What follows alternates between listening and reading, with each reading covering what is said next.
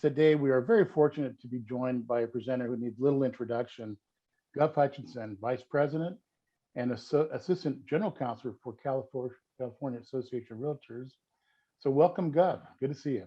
Good morning, everybody. I really miss not seeing you in person.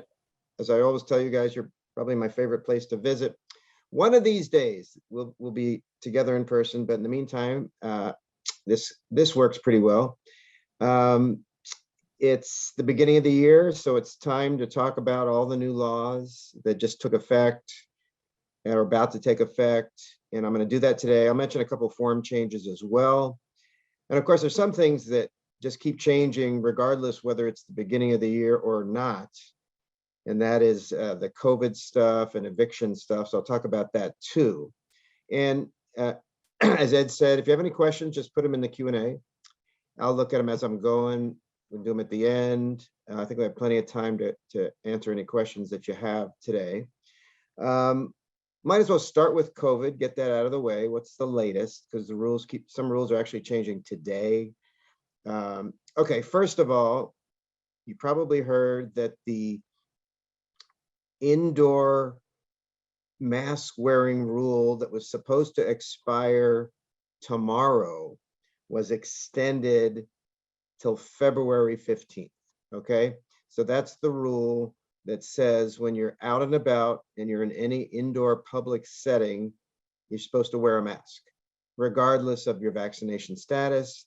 And for real estate, that means showings and open houses. Okay, so we thought that might end tomorrow. It's going to at least February 15th. Wear a mask when you're doing your open houses or showings. Okay, now completely separate than that is Cal OSHA.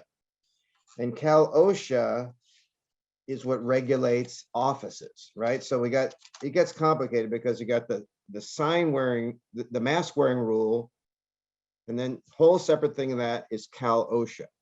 And Cal OSHA has rules for office places. So your real estate office is an office place. And actually new rules or amended rules are actually coming out today. So where are we at with the rules like that? Well, once again, mask wearing. You're supposed to wear a mask in the office, regardless of your vaccination status, unless you're alone or eating or drinking. Some of us eat and drink all day long. I'm just kidding. Anyway, but the point is, that's the current rule for that, okay? How long is that gonna last? We don't know, but that's where we are with that. You may have heard, I think it was yesterday, the Supreme Court, the US Supreme Court put a stay on the proposed federal rule that would have required big companies to require their employees to be vaccinated, the vaccination mandate. Looks like that's not going to happen. So it hadn't started anyway. So there's no vaccination mandate, but there is the mask wearing. Okay. Now related to that is, and this applies to the mask wearing does apply to independent contractors as well as employees. Another issue is the employer, including real estate brokers, I guess, you must supply masks to your employees if they request. This does not cover independent contractors, but you have employees working at your office, you're the broker. Most people, I think, have their own masks by now, but just in case, if someone needs a mask, you're supposed to supply it, okay? You may have heard in LA County, where I live, there's a local LA rule where starting on Monday, employers are gonna have to supply N95 masks. But number one, that's only LA County, and number two, that's only for employees, not independent contractors. Number three, it's only if the employee asks for it, okay? And the last thing to talk about COVID is you still have to deal with the rules regarding, I mean, I'm talking to brokers now, I'm talking to people in charge of the office, talking about what happens if someone who works in the office tests positive. Well, first you have to figure out anyone who might have been in the office when they were in the office and tell them. Number two, the person who tested positive can't come into work for at least 10 days. And also once their fever has subsided and their other symptoms are improving, okay? What about people in the office who didn't test positive, but they were in contact with the person who did test positive? What are the rules with those? Well, fellow employees, and we're talking independent contractors also. Well, if that person is fully vaccinated, they can still come to work, but they have to not only wear a mask like everyone does, but they have to do social distancing for at least 14 days. In other words, that's someone who's been exposed. They're not the one who got sick, but they were in the office in close contact with the person who is sick. Yes, they can come back in the office. Of course, they got to wear a mask and social distance for at least 14 days. What about someone, similarly, someone who already had COVID within the last 90 days? They can come back to work. In other words, they were just exposed. What about an employee you have who had close contact with the person who's now tested positive, but they were not vaccinated? They haven't had COVID in the last 90 days. They should not come to work, right, for at least 10 days also. So in other words, people who actually tested positive and people in close contact with the tested positive person, and that person not vaccinated nor had COVID in the last 90 days, they should not come back to work for 10 days. And everybody in all these cases is supposed to wear a mask for at least 14 days. But there's a whole separate rule I already mentioned that says everyone's got to wear a mask anyway, unless you're alone or eating or drinking. So all of these things are in play, they're in flux. There's like 3 different things I just told you about. The mask wearing rules, the Cal OSHA rules, and which had 2 parts, mask wearing, mask providing, and then the third part, which is responsibility of a business owner dealing with employees who actually get sick on the job. Complicated stuff. It's all on our website. If you want it, call me. This is recorded. Call the hotline. That's it. Okay, enough COVID. What else is going on? Let's talk about new laws. Let me start with one that started last year and it's still going, and that's the latest on evictions. Remember, for 2 years or a year and a half, we had this eviction moratorium. Remember that ended at the end of September, and which means, does that mean we're back to normal? And the answer is not completely normal. I mean, if you're in LA County, you're not back to normal at all, because LA County pretty much has its own eviction moratorium that was similar to the state one that expired at the end of September. I mean, you can still evict people now for not paying rent, but LA County still has the old stuff about how you can't evict someone just because you're selling a house, etc. But I'm talking Orange County. Orange County is good.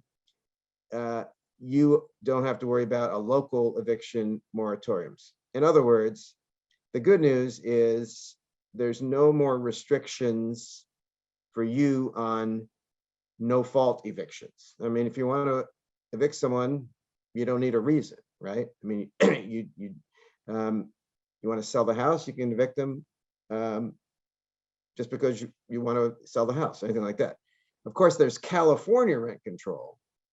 If you have an apartment building older than 15 years, that was pre-COVID, that's still in effect. So there are limitations on evicting tenants from older buildings. You still need just cause. But when you're evicting someone from a single family home, owner occupied duplex, or an apartment building less than 15 years, there are no restrictions on no fault evictions. You can just evict someone in 60-day notice and you're good.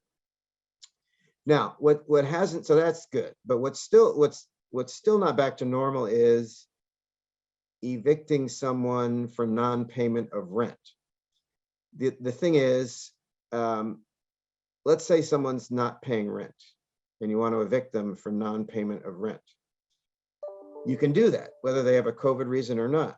but you don't yet use the normal 3-day notice to pay rent or quit. There's still the COVID PRQ, pay rent or quit. It's called the PRQ CRP if you use the zip form version. In other words, someone's not paying the rent, you want to evict them, you can't give them the normal 3-day notice, you got to give them the special 3-day notice. How long does this last? Till the end of March for now. So we will see. But this, what goes along with this is this special notice basically tells the tenant the fact that you can't evict someone for non-payment of rent unless the landlord first applies for rental assistance. Of course, if they're a month-to-month tenant and it's a newer building, you don't need a reason. But let's say it's, you know, it's an older building or whatever, and you want to evict it, or they're on a lease, right? So you can't evict them to the end of the lease, but they don't pay the rent. Yeah, you can evict them. Special 3-day notice. And here's the catch. In order to do an unlawful detainer to evict someone right now, at least till the end of March, then you do have to apply for rental assistance first. I'm a landlord, tenant's not paying, give them this 3-day notice. I have to apply for rental assistance. I have to go to housingiskey.com, look up Orange County, look up my city, see how to proceed to apply for rental assistance where I am. You fill out a form, then they notify the tenant because the tenant has to fill out something too. Now, if the tenant doesn't respond and do what they're supposed to do in 20 days, you get informed of this and now you can proceed with your eviction. Or if you actually get denied for the rental assistance, I mean, the money's going to run out. But if you actually get the rental assistance to cover the money that the tenant owes you, you can't evict the tenant because you got the money from the government to pay for what they didn't pay. This lasts till the end of March. Similarly, if the tenant doesn't even go through the process like they're supposed to, then you can go forward. Tiffany's pointing out some cities, perhaps Santa Ana, have other rules just like LA County does and LA City does. So you have to go with local rules which can be stricter. I am just talking about the state law right now, okay? So that for now is till the end of March. Now, if for some reason a tenant still owes you money prior to October 1st, then, and you want to evict them you haven't gotten around to evicting them, and the reason you're evicting them is because they owe you money prior to October 1st. Well, remember, prior to October 1st, if they had COVID, they only had to pay you 25%. So in other words, to evict someone for non-payment of rent prior to October 1st, you still have to use the 15-day pay rent or quit form, which includes a declaration of financial distress. If they return that, then they only have to pay 25%. But there's not too much of that still going on. If they owe you rent after the 1st of October, you still got to use this. You still got to apply for rental assistance. So you got to use the 3-day form. What if I had a brand new tenant who started after October 1st? Well, in that case, you don't have to apply for rental assistance to evict them if they're not paying the rent. However, you still got to use the special 3-day pay rent or quit form up until the end of March. What I just said is complicated.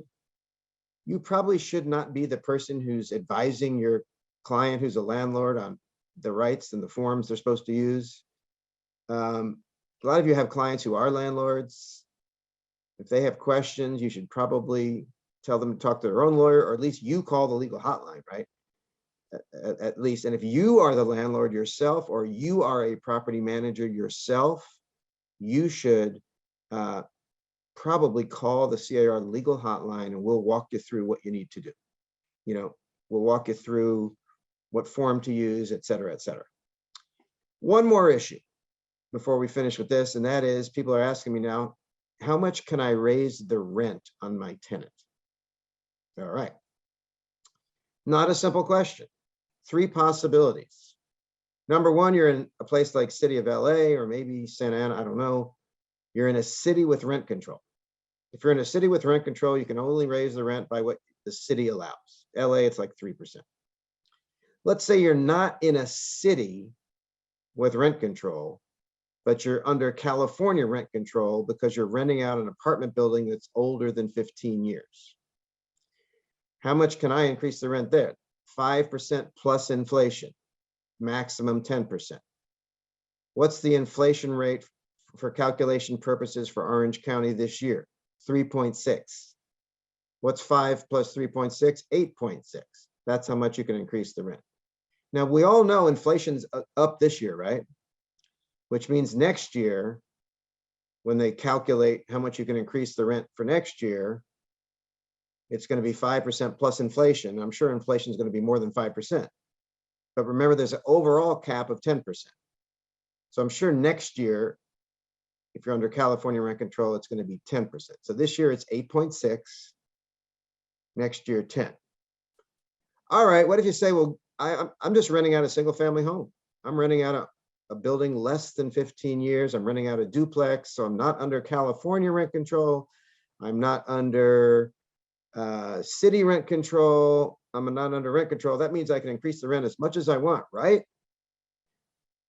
Not so fast, because there's another law that says penal code, this is a criminal offense. If your property is located in an area under a state of emergency, you can only increase the rent by 10%. Okay, is my property in a state of emergency? And there are a lot of local state of emergencies basically related to fires. And if you call the legal hotline, we can tell you, yes, your part of Orange County is under a state of emergency or not. But until February 24th, I don't really care, because until February 24th, we're still under a national COVID state of emergency. And under California law, if you're even under a national state of emergency, you can only increase your rent 10%. So, and I've heard a lot of lawyers don't know this and they say otherwise, but I'm telling you, look at Penal Code 396, it says it right there. So even if you're not under any rent control, please don't raise your rent by more than 10%, or it's a criminal violation. Hopefully that ends February 24th. Okay, and then we have the California rent control and the local rent control. All right, finally, let's talk about some new laws. Excuse me, Doug, can I interrupt you for a minute? Sure, absolutely. I want to field a couple questions here regarding tenancy, and I'm just going to read them out to you. It says, is there a limit in LA County on giving notice to a tenant because of an owner wants to sell? Tenant is current, month to month. Landlord wants to give a 60-day notice and sell. They are concerned this is not allowed based on advice given by another agent. And I see that's from Nicole, and yes, the other agent is correct. The other agent is correct. That's why I've said LA County is not back to normal. LA County, the only way you can evict a tenant if you don't have cause is own or move it. So you'd have to sell the house to the buyer. Then the buyer, once they own it, they can evict the tenant based on the fact they want to move in themselves. Orange County have to do that. Orange County can evict them right now. But yeah, LA County, that's why I mentioned LA County and a couple Bay Area counties are different. Ed, I'm looking at the question right now. Stephanie, can you inquire if your agents have been vaccinated? You know, you can, contrary to popular belief, you can ask. You can always ask someone if they've been vaccinated. I mean, what if, in other words, at this point in time, there's no restriction on that, and you can actually say to your people, you don't have to, there's no mandate, but you can say to your people, hey, if you're not vaccinated, I don't want you working from the office. You have the right to do that. You don't have to do that, but you have the right to do that. Okay. And Dave, yeah, the 8.6 max. What if you raise the rent in June of 2022? You mean June of 2021, I'm sure. Could I go up to 10%? In other words, it's in a 12-month period, you can't raise the rent by more than that. That's a good question. So you're asking me, when can I increase the rent again? That's why we have a legal hotline. Call them, they'll have it right in front of them, or email me later, govh@car.org. I'll put it in the chat. But you can email me later. I don't want to quote you on it specifically on that. But that's a good question. Okay. All right. Back to it. Let's talk about new laws now, brand new laws. First, let me talk about the new laws that affect realtors directly on your daily life. All right. None of them are really big, but they're interesting and they're good. Some of them are good, some aren't. Okay. Here's an interesting one. Let's say you got your real estate license and you had a particular last name, and then you got married and you changed your last name, or maybe you got divorced and you changed your last name. So when you renewed your license, you got it under a new last name. Got good news for you. On your marketing, you can use either one. You can use your previous last name that you used to have your license under, or your new one. On your signs, on your marketing, you can use either one. So that's good. Here's another one, basic thing. Starting in 2023, all of you guys, when the next time you renew your real estate license, if you're renewing it in 2022, there's no change. If you renew it in 2023, you'll see that you're going to take a new 1-hour additional continuing education on something called implicit bias. What that means is, we're all biased. We don't even know it. We're unconsciously biased. So it's going to be a class to sort of help you recognize your biases and how to address them. It's also going to be more information on fair housing. So there's going to be an extra hour of CE to renew your license starting January 2023. Okay. Third thing that will affect you directly. Come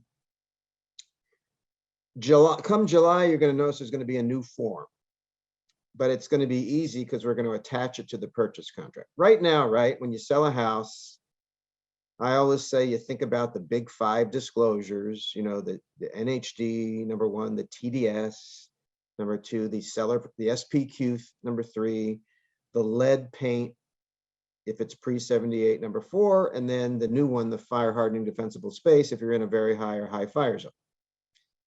In addition to those 5, as you know, attached to the purchase contract, there are 6. You don't have to think about them, they're right there. The 2 agency forms, wire fraud advisory, home inspection advisory, the fair housing advisory, and the privacy notice. By the way, some of those are mandatory, some of them aren't, but they're all attached. Well, come July, there's going to be a 7th attached form to your purchase contract, which is a mandatory one. It's going to be called the appraisal discrimination notice, because there's a new law that takes effect July 1st that says if you're a realtor selling a house, listing side, buying side, and it's a requirement of, even if there's no realtor involved, if you're selling a house, residential 1 to 4, there must be a form delivered to the buyer and the seller telling them, if you think you just got an appraisal that was low based on discrimination. In other words, the appraisal came in low based on who the buyers are, or who the sellers are. And by the way, you may have read about this. There have been these sting operations where they actually go do this with and they find that same appraiser will appraise similar properties differently based on who owns the property, which is obviously wrong. Anyway, all this form does, it tells the clients this is wrong, and if you think you got a low appraisal based on discrimination, here's where to file a complaint. So this is a mandatory form, but there's nothing you, the realtor, have to worry about because it's going to be pre-attached to the contract. Okay? All right. Fourth thing that's going to affect your daily life is another fair housing issue. You know what a deed restriction is, or something called a restrictive covenant in the CC&Rs? Sometimes there's like affordable housing deed restrictions. This house can only be sold to someone with certain income, things like that, which are perfectly legal. But every now and then you'll come across a deed restriction or something in the CC&Rs, which is clearly illegal. It says things like, this house can only be sold to Caucasian people. You know that's not legal. So what's the big deal? Well, the big deal is people that buy the house or the condo, they see it and they don't like it. They say, that shouldn't be part of my CC&Rs. That shouldn't be part of, that shouldn't, I don't like that attached to my deed. I want that eliminated. So you can do that. Up until now, though, you had to go to the county recorder's office, pay a fee, and it took them a long time to do it. So the change in the law now is if you're aware of one of these unlawful restrictive covenants, you can go to the county recorder's office and they don't charge you a fee and they have to do it in 3 months. And it's not just the property owner who does it. The escrow can do it, title can do it, the realtor can do it if you want to, if you feel like it. In other words, on behalf of your client, you can do it. How does this really affect realtors? The law says, listen to this, if you're a realtor and you're doing a deal and you happen to know that there is an unlawful restrictive covenant against the property. Now, in my experience, I don't think you normally know this. You probably don't usually look at the deed, and you're not required to. And you probably don't look at the CC&Rs, you're not required to. But let's say for some reason you do. For some reason you are aware that there is one of these unlawful deed restrictions or restrictive covenants. The law says you have to tell your client that, you have to definitely tell your client that there is an unlawful deed restriction and there's now a streamlined process that you can do at the county recorder's office to get it removed. So believe it or not, we've actually created a form. It's actually not on zip form. It's in, we have this library of documents on the website called Sample Legal Letters. So we have a sample letter that you would give to your client telling them about their rights regarding these restrictive covenants. I bet you never use it. Like I said, my experience, most realtors don't really know, and you're not required to know if there are any restrictive covenants. By the way, I see some of you putting questions in the chat. Try to put them in the Q&A because that's the one I'm actually looking at. I see someone just put a question in chat. I'll answer it because you asked, but ideally put in chat. Dennis, is it true that we should not fill in the listing agent's info when we submit an offer for the buyer? Good general question, and I would say in generally, yeah. I say on the agency paragraph, you can fill that in because you know who they're representing, right? I mean, they're representing the seller. Or if you're the listing agent, it's representing both. So yeah, paragraph 2, I don't think it's a problem with you putting in the listing agent's information, but at the end of the form, when you put in the agent's information, no, I wouldn't fill in the listing agent's information at that time. Okay, all right, back to it. 2 more laws that I think affect your daily life. One of them hasn't affected your daily life yet, but you know the fire hardening defensible space thing I just mentioned. You know that if you have a listing in a high or very, remember every property in California, you're either not in a fire zone, you're in a moderate fire zone, you're in a high fire zone, or you're in a very high fire zone. If you're in the last 2, you got to make sure this the buyer gets the fire hardening defensible space form, right? And remember, the first 3 paragraphs deal with home hardening. If the house is built before 2010, the seller has to check the relevant boxes in paragraph 3. If the home was built after 2010, the seller doesn't have to fill in those boxes. And then there's paragraph 4 on defensible space. Then remember in Orange County in Southern California, there are no local there are no local point of sale defensible space inspection requirements. So you will never fill out paragraph 4, 4B3 or 4. You're just going to ask your seller, hey, seller, for some reason, have you had a defensible space inspection in the last 6 months? If they say yes, you're going to check the box in 4B2. And if not, you're not going to check any of the boxes in paragraph 4B. It's going to default to 4B1, which means the buyer is agreeing within a year after close, they're going to reach out to either CAL FIRE or a local fire company to get documentation that they're in compliance with the 100-foot defensible space rule. That's not new. The new thing is CAL FIRE this year has been tasked with doing more maps in local responsibility areas. Right now, everyone's either in a state fire responsibility area or local. If you're in a state, they've mapped it into very high, high, moderate, nothing.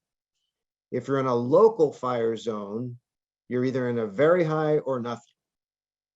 Well, now they're going to map the local fire zones to break it down into high and moderate, which simply means a property listed last year in a local fire area might not have required the FHDS because it wasn't in a very high zone.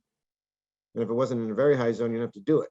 But starting this year, when they do the maps, they're going to be properties that are in local fire zones that are in high fire hazard severity zones, and you'll have to do the form.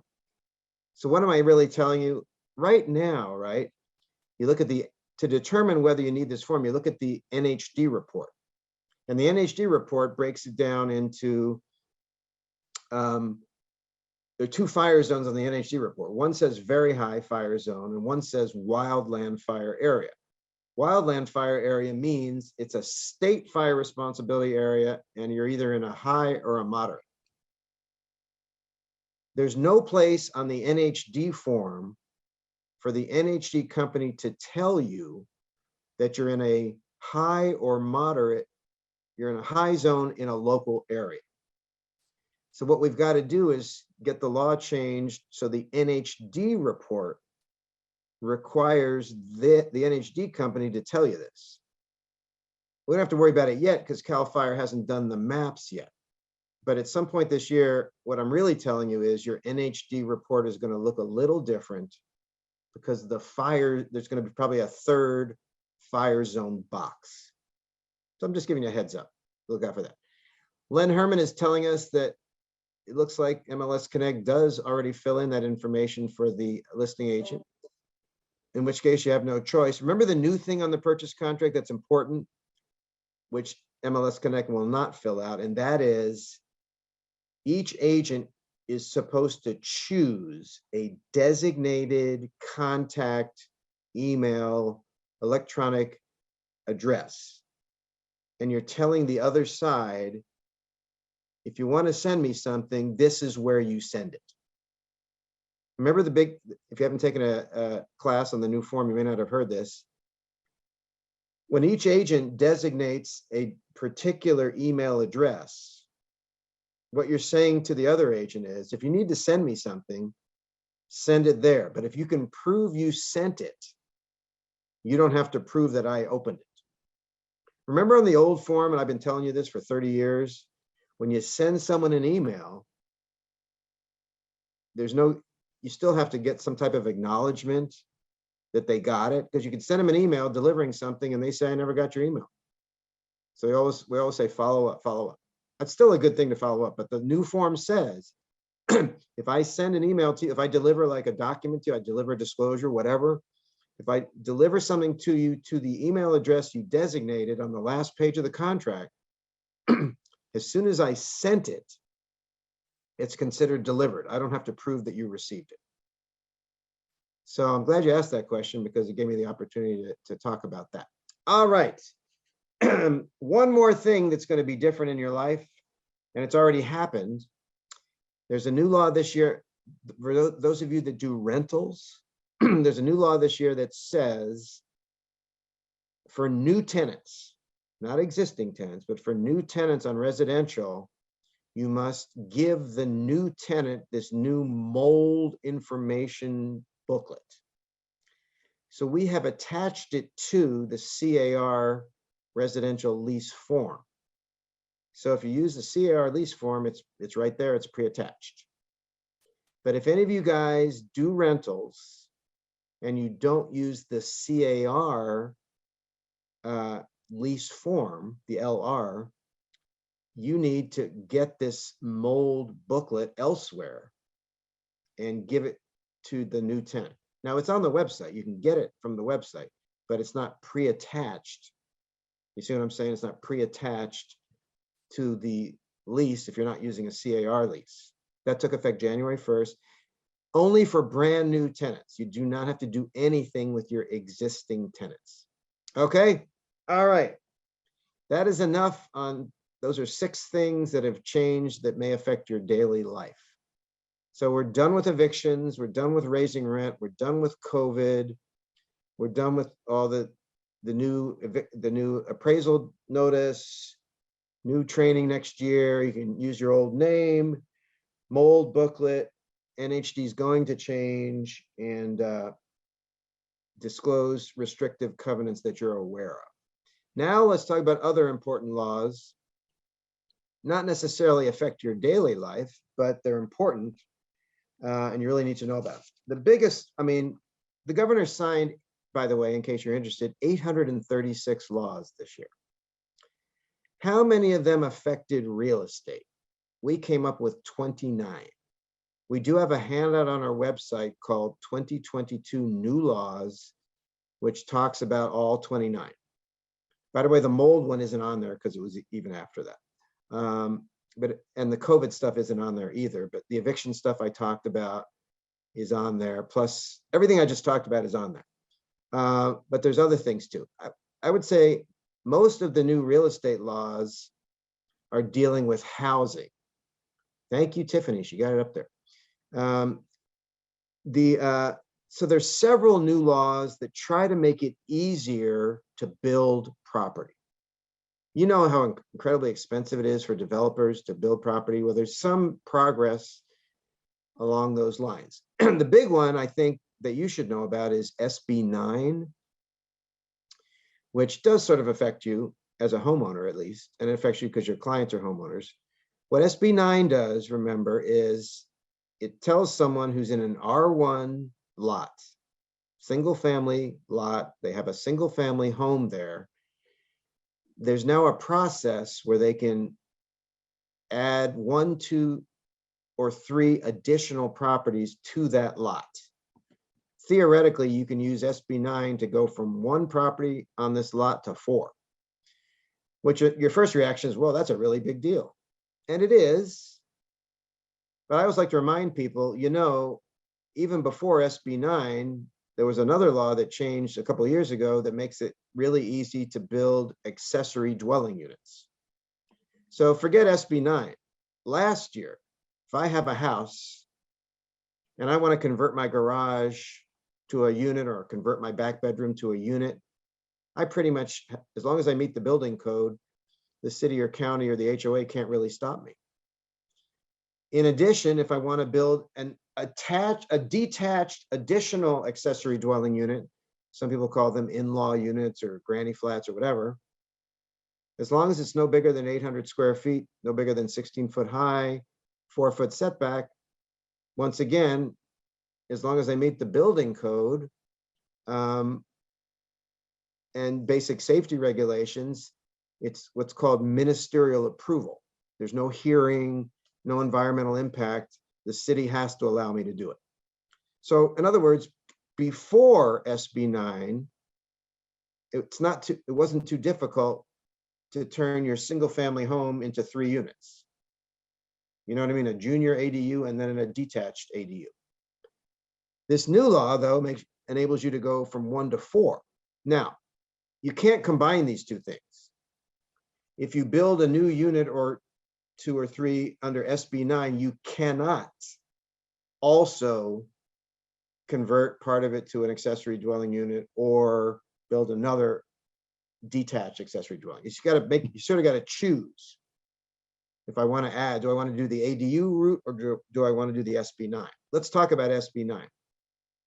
The basic rule says, number one, I can add another unit. Number two, I can do a lot split and put 2 units on each lot. But there are restrictions. The first restriction is you can only do this in an urbanized area. How do I know if I'm in an urbanized area? You really have to go to the US Census Bureau website. It's determined by the US Census. You can Google it. I've done it. It's not too hard.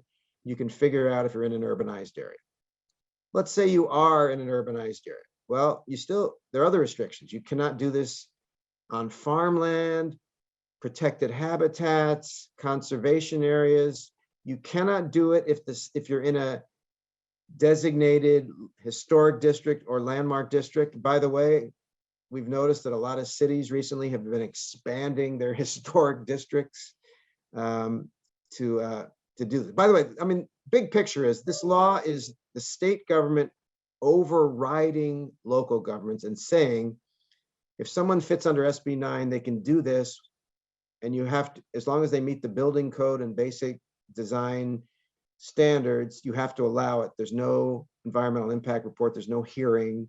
The staff of the city or the county has to ministerially approve it. But anyway, another restriction is if the property is in a very high fire district, or if it's in an earthquake fault zone, or if it's in a 100-year floodplain, you can't do it unless the existing property is already in compliance with any mandatory mitigating features. But assuming you can jump through all those hoops, you're not in one of those districts, it's urbanized area, okay, I want to add another building, or I want to attach a new building to my existing house. I want to go from 1 house to 2 houses, 1 unit to 2 units on this lot.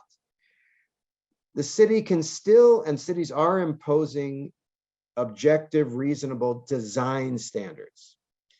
And we've noticed some of them are pretty strict. Some of them are making it pretty hard to comply with. So there's going to be lawsuits. Someone's going to say, well, this city says in order to take advantage of SB9, I got to build it this way. And I think that's arbitrary, unreasonable. So, it's going to happen. But although some cities are going the other way, some cities are encouraging this. And they're even doing things like, hey, you can even do this in an historic district.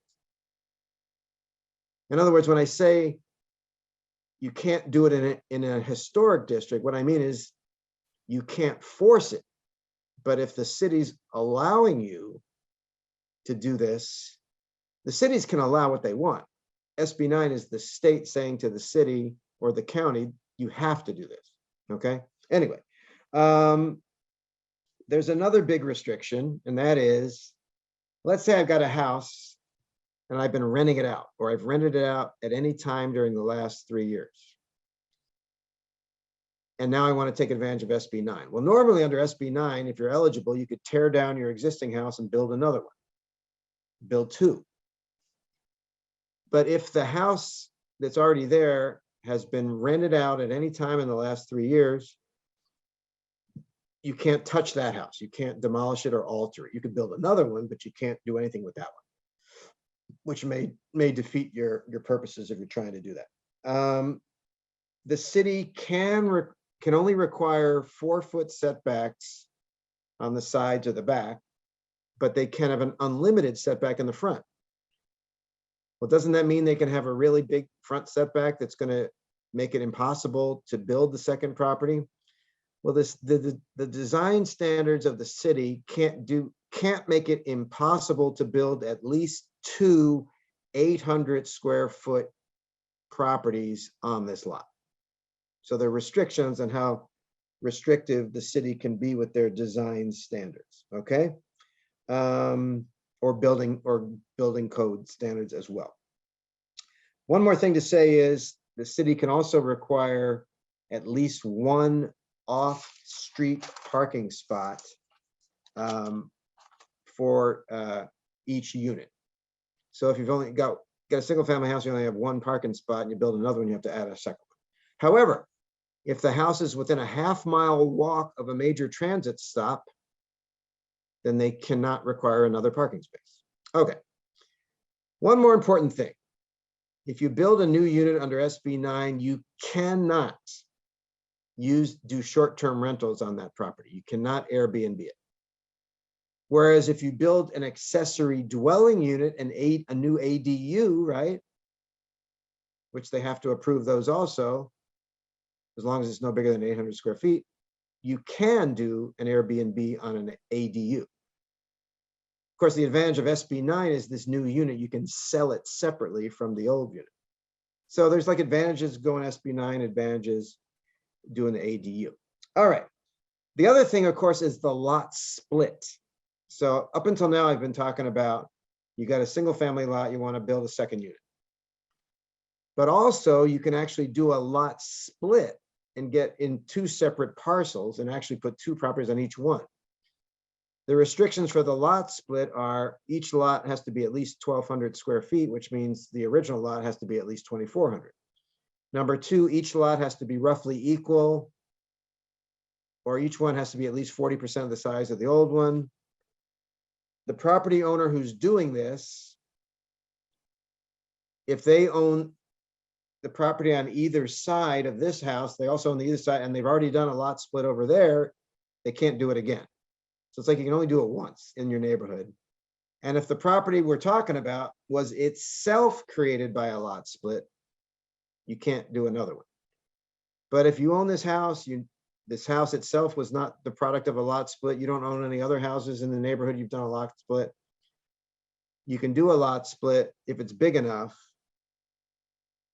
And you have to sign an affidavit saying you, the owner of the property, the owner of the lot who's doing this, must, on an affidavit, promise to live there for at least 3 years. So there's a 3-year commitment to live in at least one of the units, okay? If you want to get away with doing the lot split. All right. Enough of SB 9, kind of a big deal. There are two other issues I didn't mention. Remember when I talked about, I was talking about HOAs, and if you want to build an ADU and the HOA doesn't want you to do it, they pretty much have to allow it. Well, what about SB 9? What if you're living in an HOA and the CC&Rs say no lot splits, no building other units? Does SB 9 supersede that? And the answer is, we don't know. With ADUs, yeah. With this, we don't know. I guarantee, in other words, right now, the answer would be, if your CC&Rs say you can't do it, you can't do it, regardless of SB 9. But I know that's going to be challenged. There's either going to be an updated law or there's going to be a court case. So I can't guarantee. In other words, you're selling someone a house. The CC&Rs say no lot splits, no building other units, regardless of any other law. So the buyer says, that's good. I'm going to buy this house because I'm not going to have to worry about the neighbors doing lot splits. Then they buy the house and there's this court case that says, oh no, SB 9 supersedes the CC&Rs. Does that mean this client can come back to you and said, hey, you told me when you sold this house that this SB 9 wasn't going to cover it because of the CC&Rs, blah, blah, blah. Well, that's why you're never going to tell your clients this. You are not the expert on SB 9. You do not have to tell them anything about SB. You don't even have to tell them there is an SB 9. It's not part of your job. If you want to tell them, you can tell them. But you're not the expert to say, yes, you can do this, no, you can't do that, or this or that. Don't get into that with them. Advise them to get legal advice if that's what they're really concerned about. And it's not your job to bring it up. This is not the type of law that a realtor needs to bring up to their clients, okay? You got to bring up the laws that deal with the, the disclosure laws and things like that. But you don't have to bring this up, and you probably and if they bring it up, you say, listen, I'm not a lawyer, I'm not an expert here. You might want to get some legal advice to advise you. You can call us up on the legal hotline. We'll advise you. You can say, you can tell them, yeah, my C.A.R. attorney told me this. but don't try not to be the expert on this law, okay? All right. Enough on that law. Let's talk about some other laws that may interest you, that are pretty interesting. There's Proposition 19. Now, Prop 19, as you know, got passed back in April. So why am I talking about it now? Because when Proposition 19 passed, there were some open questions that weren't answered, and they've now been answered. Remember, the basic rule is if you're over 55, like me, or you're severely disabled, or you've been the victim of a wildfire, your house has been damaged in a fire. If you're in one of those three categories, you can sell your existing house, buy another one, and take your property tax with you. You know the normal rule, right? Your property tax is based on the purchase price of the house you just bought. But let's say you bought a house a long time ago for $200,000, and it's now worth $1 million. So you want to sell it. You buy another house for $1 million. If you're under 55, your property tax is going to be based on your property tax is going to be 5 times higher than it was, because up until now you've been paying property tax based on 200,000. Now you buy another one, it's going to be based on $1 million. But if you're over 55 or disabled, you can keep the low 200,000, buy a new house for $1 million, sell your old one for $1 million, buy a new house for $1 million. Your property tax won't go up at all if the new one costs $1 million or less. What if the new one costs more? So bought it for 200, worth $1 million, sell it for $1 million, buy another one for $1,020,000. You're still okay.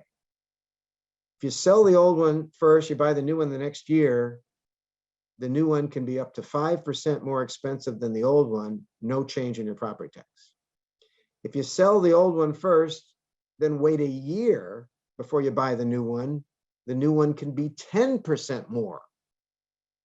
In my scenario, it could cost up to 1.1 million, no change in property tax. What if it's more than 10%? What if I bought it for 200, now worth $1 million, sell it for $1 million, buy another one for 1.2 million? What's my property tax basis going to be on the new house? Well, it's going to be the original 200 plus what's the difference between the purchase price of the replacement and the sale price of the original? 1.2 minus $1 million, that's 200,000. So I'm going to take that 200, add it to the original 200. That's a total of 400. My property tax basis is going to be 400 rather than 1.2 million. So you get a benefit from this no matter what. Whereas under the old law, remember, if it was more than 10%, this price of the old one, your property tax got no benefit at all. You can only do it once in your life, and you had to stay in Southern California. Now you can do it 3 times, anywhere, you move anywhere in California, and no matter how, even though the new house is more expensive than the old house, no matter how much more it is, you get a benefit, okay? So this doesn't happen automatically, of course. You have to go to the assessor's office after it closes, but there's a new simple form to fill out to do this. The property owner has to do this, okay? Another bit of good news is you don't have to be 55 when you do the first leg. You just have to be 55 when you do the second leg. If it's a married couple, only one has to be 55. And if you did the first leg before April 1st, and you do the second leg after April 1st, you're still okay. So pretty much the cleanup legislation is pretty much good news on all fronts as far as that goes. Of course, the bad part of Prop 19, you all know, is the change that used to be when you sold, you could convey your primary residence and $1 million worth of other real estate to your child or grandchild with no reassessment.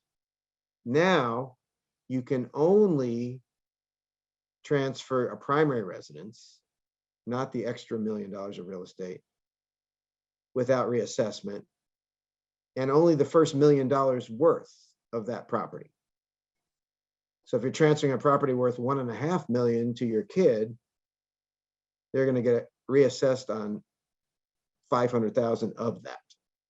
Anyway, the clarification is, and that property has to be used as a primary residence by the person who you give it to.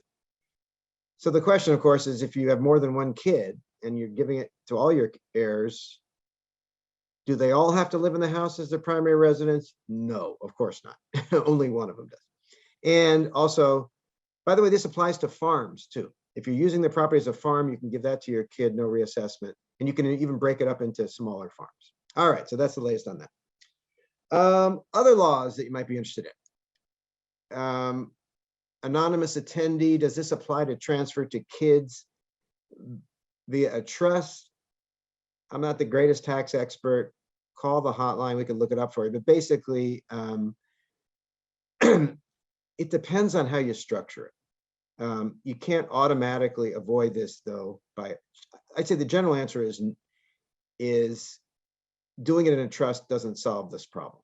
Okay, all right. I mean, you still get if it's used as a primary residence, that's good. But call the hotline to get more specific, or email me later. Okay, all right. Okay. Here's one that's a little bit interesting. You know how when you hire a home inspector, the home inspector is not allowed to also be the one who does the repairs recommended by the home inspection? Or they can do it, but they can't charge you for it. Anyway, there's a new exemption to that. It says if it's a plumbing contractor and they're doing inspection of the sewer lateral connection, right? That's what they're inspecting. They're doing a sewer lateral inspection. That person can also do the work needed to solve the problems that they've identified in their sewer lateral inspection. They just have to give a disclosure form to the buyer saying, yeah, I'm the same person doing both. I can only do work on the things that were identified in the sewer lateral inspection, and you can get a second opinion if you want. Okay, so that's a slight change. Speaking of rent control, I should have probably said this when I was talking about evictions. Remember, there's the California rent control law that applies to buildings that are more than 15 years old. It now applies to renting out mobile homes in mobile home parks. Now, I'm not saying it applies to what the mobile home park charges you to put your mobile home there, right? The space rent, no. But a lot of times, mobile home parks own some of the mobile homes in the park, and they rent them out. Well, those rentals are now covered by the California rent control law, even if they're newer than 15 years, which means if you're renting from the mobile home park, a mobile home in a park, they can only increase your rent each year 5% plus the inflation. Okay, all right. Oh, there's a brand new thing you may have read about. I think we sent it out to you. You know, I was mentioning earlier, there's this thing called rental assistance that landlords can apply to and tenants can apply also until the money runs out for people who can't pay their rent. Finally, there's going to be some relief for property owners. The federal government allocated $10 billion, $1 billion is coming to California, and it's going to be accessible under that same website, housingiskey.com. They haven't done it, rolled it out. They're not taking applications yet, but soon. You're eligible, you're a property owner. The income for your house, for your household is no more than the median income for a household of that size in your county. And that can be pretty high. LA County, for example, family of 4, median income is 119,000. So if I was in LA County, family of 4, our income is less than 119, and I'm at least 2 payments behind on my mortgage, And the reason I'm behind is COVID related. You know, someone got sick, lost my job, whatever. Because of COVID, they can apply for up to $80,000 worth of government. You know, you paid your federal taxes, it's federal money to compensate you. Because if the reason you're behind, you have to sign something, penalty of perjury, that, yeah, I can definitely, it was COVID related why I'm behind on my mortgage. Okay, so that's a new program coming out. All right. Another thing,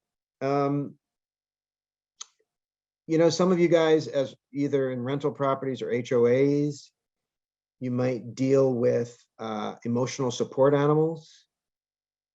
Been a couple they tighten up the regulations. Let's say you're a landlord, right? Or let's say you're an HOA and you have a no pet policy. And someone shows up with a dog and says, you have to let me keep the dog. And you say, no, no, no, it's a no pet policy. You say, well, this isn't really a pet. This is a service animal, or they say it's an emotional support animal. Now, if they say it's a service animal, you're allowed to ask them two questions. Number one, are you disabled? Number two, what task has this dog been trained to do? They have to give you straight answers to those two questions, but believe it or not, you can't ask for proof. If they say, I am disabled and this dog has been trained to help me see things or hear things or whatever, you got to take their word for it, and you can't not rent to them for that reason. And by the way, did you know a service dog like that has absolute right to go into any restaurant, airplane, whatever. But then we have another category called emotional support animals. Number one, they don't have to be dogs. But number two, they don't have the same rights as service dogs. Did you know a restaurant can turn away an emotional support, even if you have a legitimate emotional support animal? Restaurant can say no. Airplane can say no. But unfortunately, a landlord cannot say no. Or a HOA cannot say no. If it's a legitimate emotional, I'm not saying unfortunately, if someone really needs an emotional support animal, I think they should have it. But you and I have, you've probably run into what I've run into, where people say they need emotional support animals, but they really don't. They just want their pet. And under the laws, if you want to have an emotional support animal, you have to provide documentation. But people have been getting this documentation off the internet from anybody. There's no standards, so it's pretty easy to get this documentation. New law says you can ask for emotional documentation, and if the documentation is from a healthcare provider, they can only provide the documentation if they're actually been in a healthcare provider relationship with this person for at least 30 days, and they've actually done a clinical evaluation of this person and determined that they are disabled. And if they do that, then they're okay. And they have to, and the certificate that they're giving to the person and comes to you, it has to say on it, yes, I have determined you need an emotional support animal. This is an emotional support animal. It's not a service animal. It doesn't have the rights of a service animal. It hasn't been trained like a service animal. So maybe this will cut down a little bit on some of the fraudulent stuff that's going on there. Remember, if you are the landlord or you are the property manager and someone shows up and says, emotional support animal, here's my documentation, and you think the documentation is shady, don't say no right away. Say, let me get back to you, and run it by a lawyer. Call the hotline or run it by a lawyer, because you don't want to get in trouble. Because if you deny someone who has a legit emotional support animal, you don't want to be in that situation, because then you get in trouble. So always run it by a lawyer is what I would say. If you're gonna say no, run it by a lawyer. But the standards are a little bit stricter. Okay. All right. We're almost done here with new laws you should know about. Couple more things I guess worth mentioning. Then I'm going to talk about a couple forms. HOAs, little thing, but it bothers some people. Up until now, if you lived in an HOA and you say to the HOA, all the documentation, all the notices, please send them to me by email. And HOAs had the right to say, no, we don't do email. We send everything hard copies. So I don't want all this paperwork where we're going to send it to you hard copy anyway. New law says, if you want the HOA to deliver stuff to you electronically, you have the right to demand that they deliver stuff to you electronically. So that's good. Maybe one more thing worth mentioning, getting back to rentals. If you're a tenant in a rental property and you think that the property is substandard, it doesn't meet the basic habitability standards, or maybe there's lead paint, you think there's lead paint there that they need to take, like lead paint hazard violations. So you file a complaint to the city or the county. New law says they have to investigate. City can't just blow you off. The only time they can blow you off is if they've already done an inspection on the exact same thing within the last 180 days and didn't find a problem. But otherwise, cities and counties pretty much must respond to complaints on lack of habitability in residential apartments from tenants. Okay, so that's sort of a change. All right. So of the 836 new laws, I think that's all the ones you really need to know about. On the handout that Tiffany put up in the chat, or that you can just access from the website, there's a total of 29. I think I talked about 15, but I hit the main ones. I hit they're more like housing things there you may or may not be interested in, but those are the important ones. That's all you really need to know, I think, as far as new laws. Let's talk about forms, okay? Oh, there's a question. Stephanie, what's the status of the new law passed 2020 not allowing HOs to restrict leasings if they've had a modification? In other words, the law you're referring to says HOAs have to allow at least 25% of the unit owners to rent out their lease, to rent out their unit, okay? They can't be more restrictive than that. So maybe what you're asking is, what if they already had something on the books that was stricter than that? Well, yeah, they have to, the new law supersedes that, okay? If they didn't have a rule at all, then it's a 25% rule, okay? All right, let's talk about forms. Obviously, the big form change is the new purchase contract. Came out December 14th.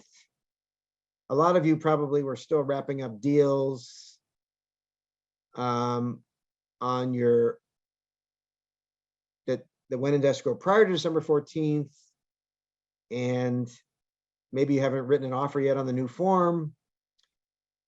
If you do and you have questions, we have so many things to help you with. You can obviously call the legal hotline. We did a bunch of webinars that you can access on the website. There's a place on the website, just Google, just on the search web form, just information on new RPA. And there's a place on the website. You can access these free webinars if you want to look at them. There's consumer guide to the RPA. There's books, documents you can read about it. We're still offering classes, 4-hour classes on this. I'll tell you what, if you're a broker and you have a big enough office, I'll come out to your office. I'll virtually go to your office just for an hour or so. If you want to just talk about the highlights of the new form, I'd be glad to do that, or one of my colleagues for free. You can take the 4-hour class. There's also an online class, which is just someone recorded one of our classes. Anyway, there's all sorts of information on the new form. But not only did the purchase contract change, we have a bunch of other forms. We made, I think, a total of 91 other form changes. Now, most of these all but about 6 of them are forms you're familiar with that had to be slightly tweaked to make them consistent with the new purchase contract. You know, things like the notice to perform and the contingency removal. They're not significantly different, but they have to have referenced the right paragraph in the RPA and things like that, okay? Are there any brand new forms? There's just a couple. For example, we got rid of the probate purchase contract. So if you're doing a probate sale, you would use the regular RPA plus the probate addendum, okay? If you're selling a mobile home, we got rid of the mobile home purchase contract, just use the regular contract, plus we have a mobile home addendum. Let's say we have another new form, a new addendum. Let's say you're selling a house, but it's not going to be a fee simple interest. There's not going to be a deed. You're transferring what's called a tenant in common interest. We have use the regular purchase contract. We have a tenant in common addendum. Or let's say the property is owned by a co-op. So you're not getting a deed, you're getting a share of the co-op. Well, we have use the regular purchase contract and we have a stock co-op addendum. So we got a special addendum, probate mobile home, tenant in common, stock co-op. That's 4 new forms. Then if you're doing a 1031 exchange, which doesn't come up all that often in residential sales, but we have a seller intent to exchange addendum and a buyer intent to exchange addendum. So those 6 forms you probably won't use all that much, but there's one more new form, which you'll probably use a lot. It's called the Tenant Occupying Property Addendum, the TOPA. Let's say you have a listing and there's a tenant in the house. In other words, at the time of the sale, I mean, you get rid of the tenant before you sell it, what, fine. But let's say at the time of sale, there's a tenant in the house. The question is, what happens to the tenant? Are they leaving? When are they leaving? Are they staying? Whatever. Now, on the old form, you might remember, paragraph 9 said, right in paragraph 9, tenant has to be out at least 5 days prior to close. Or you could change that. Well, on the new form, there is nowhere where you can talk about the tenant. So you have to use this addendum. So I would say any sale you have where there's a tenant in the property at the time of the acceptance of the offer, you're going to have to use this addendum. The addendum determines what happens to the tenant. Is the tenant going to leave 5 days before close? Is the tenant going to leave on the closing day? Is the tenant going to stay after close? What's up with the tenant? This form is where the buyer and seller negotiate what happens to the tenant. But you know what else is interesting about this form? It talks about the scenario. Have you ever had this terrible scenario where there's a tenant occupied property, the tenant's supposed to leave, you're getting ready to close and the tenant is still there? So what are the buyer's rights if they're about to close, but the tenant's still there? This form says you've got 2 choices, buyer.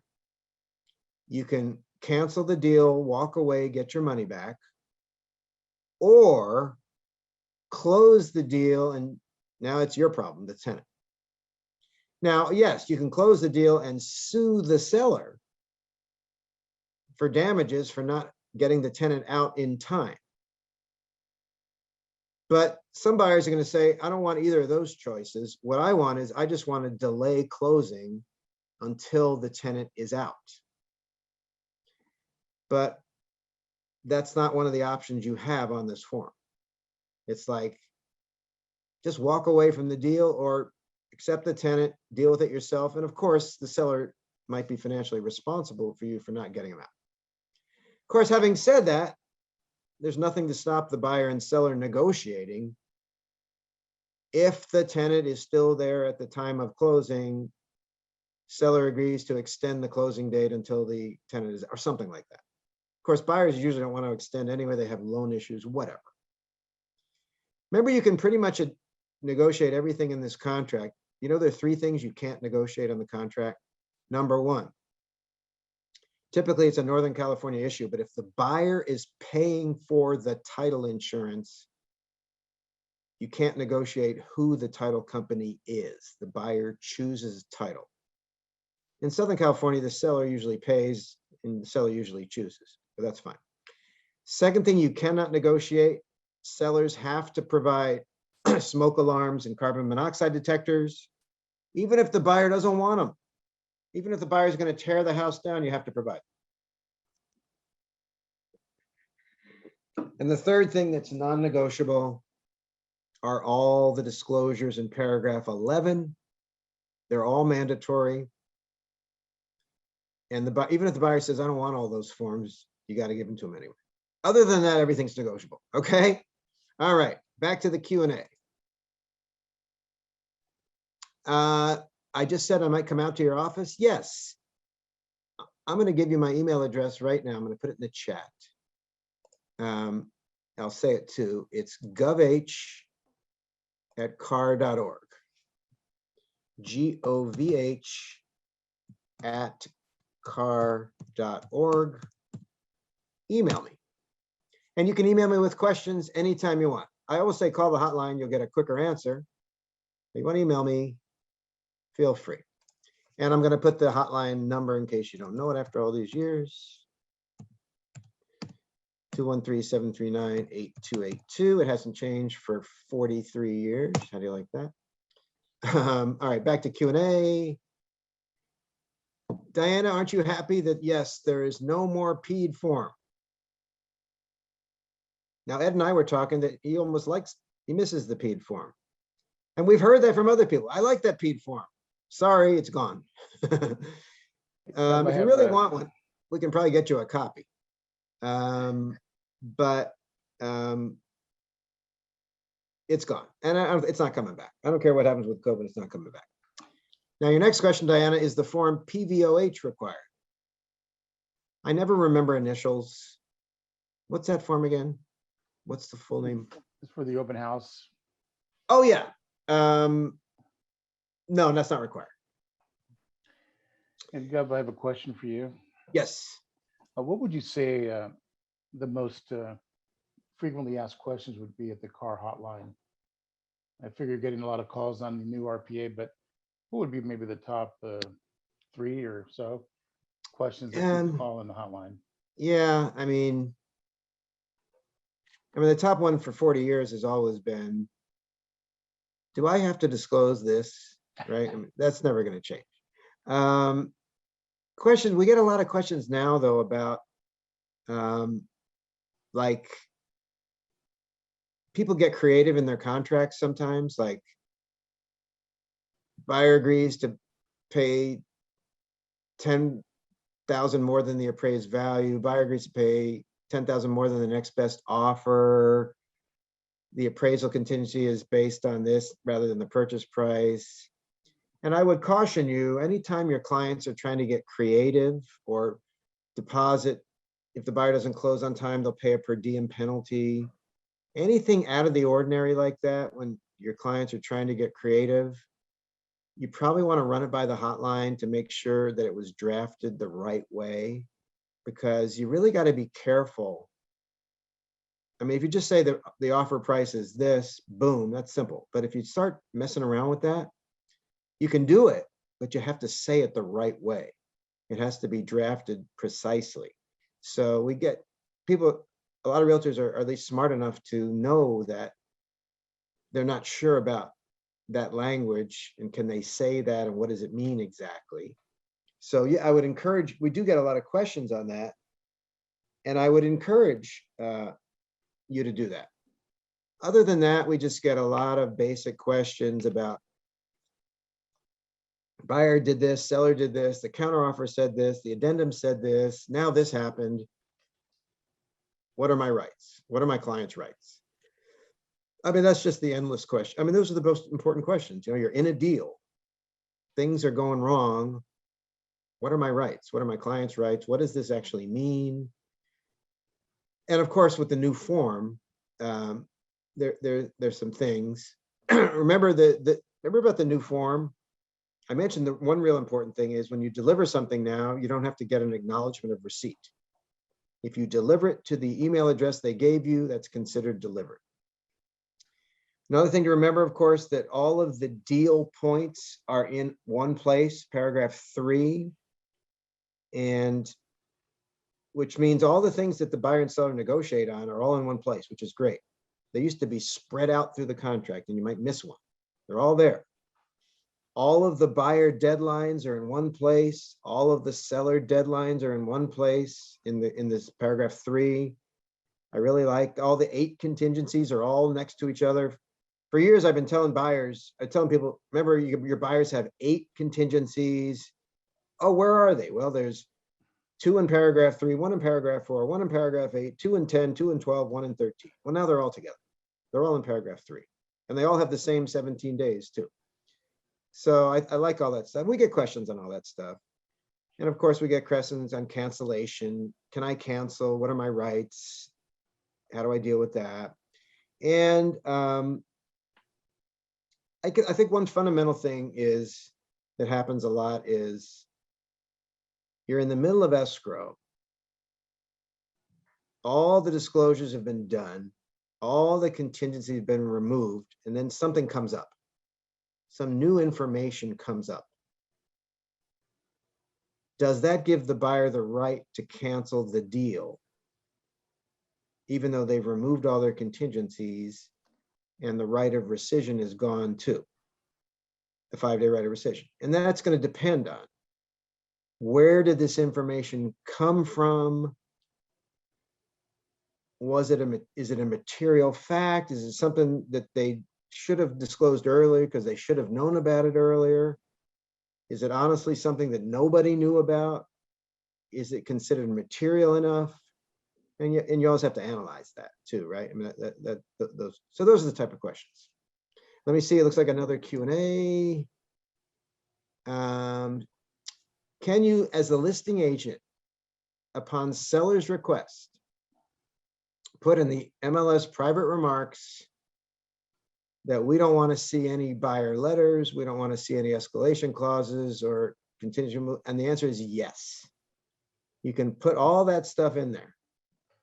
Now, of course, just because it's in there, the buyer may write it up anyway, but you've told them they can't really complain about it. You said, my seller wants me to tell you that if you include letters, we're not going to show them. If you have these types of clauses, we're not going to consider your offer. I mean, sellers have the right to do that. That's not considered illegal discrimination. Sellers can say, I'm not going to deal with offers with escalation clause. I'm not going to deal with, I want all contingencies removed. I don't want buyer letters. So that's a good thing to do, actually. You're telling the buyers on behalf of your seller, don't waste your time doing this or this. Of course, the buyer can still do it and the seller can change their mind, whatever, but it's perfectly okay to do that. It's probably a good idea. Remember those buyer letters, they're perfectly legal as long as everyone understands that the seller should not use the personal information about the buyer disclosed in the buyer letter shouldn't be used against that buyer or in favor of that buyer. But that doesn't mean the letters are illegal. Did you know the state of Oregon has made those letters illegal? But that's being challenged in court. So anyway, all right. Outstanding, Gov. I don't see any other questions in the Q&A. So Gov, as always, on behalf of the OCR Risk Management Committee, we would like to thank you for your presentation.